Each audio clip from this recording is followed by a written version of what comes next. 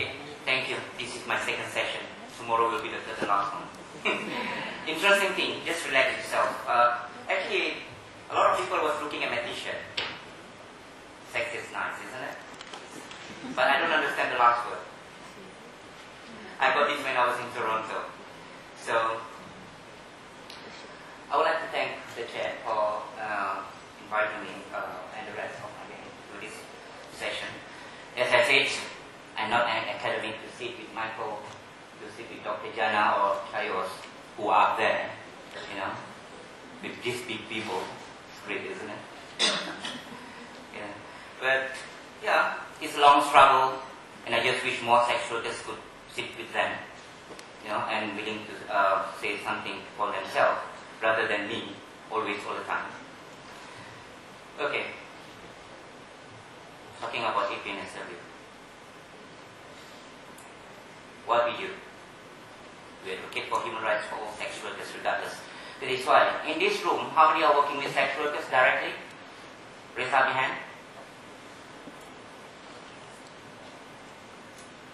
Are you working with male, female, transgender, or just female? Or one or each? We're not talking about the three pillars. One or two. Which one? You're working with three people. Male, female, and transgender. Male, female, and transgender. The others? Female only. Three in one. You? Only one. All.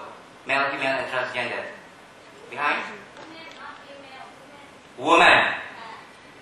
Okay. Yes, Cambodia. If I'm not correct, you're from Myanmar.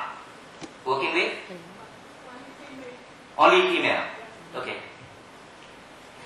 But at PNSW, I work with male, female, and transgender in Asia and the Pacific.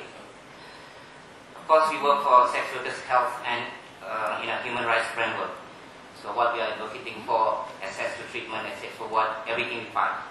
As I said earlier, there's no issues on what we call sex workers and drug use. I'll keep on pushing that. I'll push that. That sex workers should have access to treatment in terms of methadone, in terms of what, everything. Yeah, equal. If men can get it, transgender should get it, MSM should get it, and everybody should get it. They are drug users. Why are we trying to segregate them? Who are we to tell them they should not have it? Forget it. We should demand for them. That's the reality. And why don't you deal with the reality? Okay, facilitate sex workers' participation in information sharing on both technical and policy issues, encourage leadership among female, male, and transgender sex workers. I just wish that become a reality. I don't want tokenism. I had enough of tokenism. Yeah. If you think that you want to invite us sincerely, not just asking us to sit on the table and by the end of the day it's consensus. That's bullshit. That's the reality. And a lot of time, because we sex workers, just because we don't speak English, and English is not our first language, we are not that stupid. Come on. Where are the sex workers? Can you stand up and demand for your rights? Sex workers, stand up if you are. Stand up. Even you are not sex workers, if you believe in the right of sex workers, you stand up. Who believe in the right of sex workers, that they have the rights to be here? Thank you very much for your support.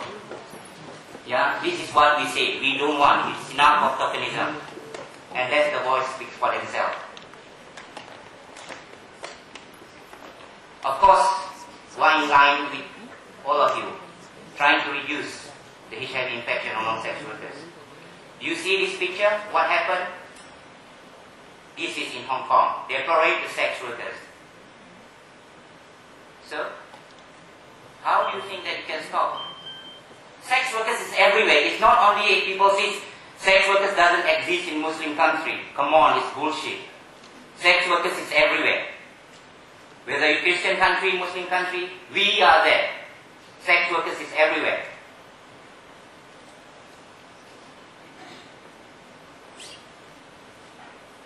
That's it. As I said, let the sex workers speak for themselves. Because if you talk about empowerment, sometimes that's what I said, it will be only me, my faces, the poster. I don't need that anymore. It's time for me, like myself, is to train. We need money. The one you see with the flag, she died. Yeah. She's a transgender, she's a lawyer, she died.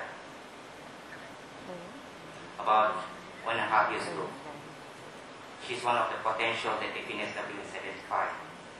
When you talk about empowerment, what does it mean by empowerment? Sometimes our empowerment have been taken away by you, donors.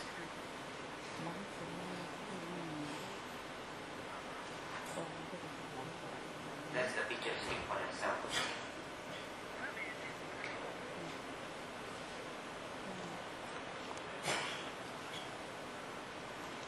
Is this correct? On the right, let's got it wrong. That's the reality. When we deal with sex workers, a lot of you think that you know about sex. You see, my problem is that with a lot of NGOs in certain countries, you know, they say they know about sex workers' issues, but sometimes when you talk about sex, they don't feel comfortable talking about it. But you want to work with sex workers, so what? If you can't even use the word pussy, fuck, or whatsoever it is, so stop working with sex workers if you feel uncomfortable. That's the reality. Because if you want to work with sex workers, you must use the terminology that they use, that they understand. There's no point of using the term that they don't understand. And time, you keep on pushing the terminology, the doctor's words, or the researcher's words, which you don't understand. Come on. In a village like in India, I don't think they use the word virus. So what word do you use?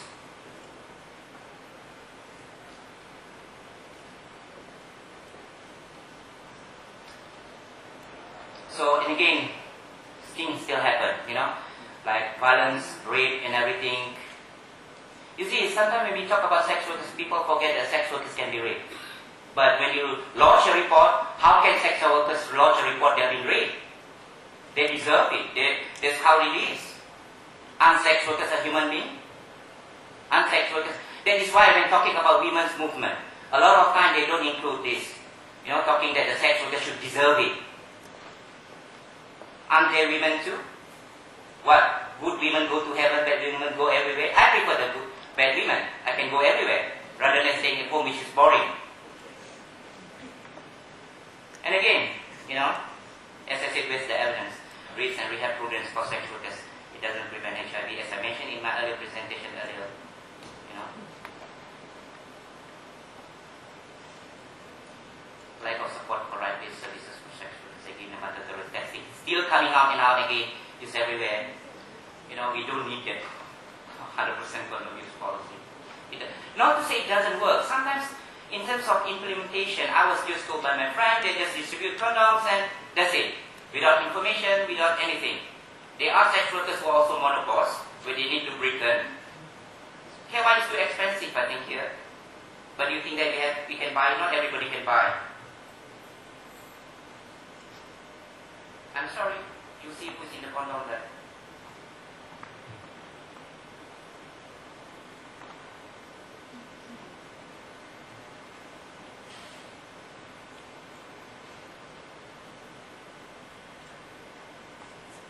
These are our Barbies. Wherever we go to conferences or workshops, you know, because they have no chance to come to conferences like this, so they made it and they write a message so that we can present it at conferences.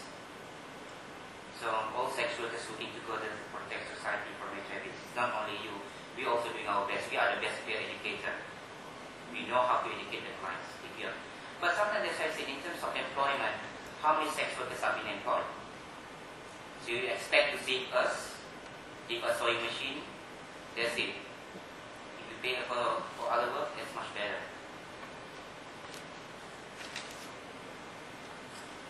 Okay, country level, of course we support, you know, in country level, especially with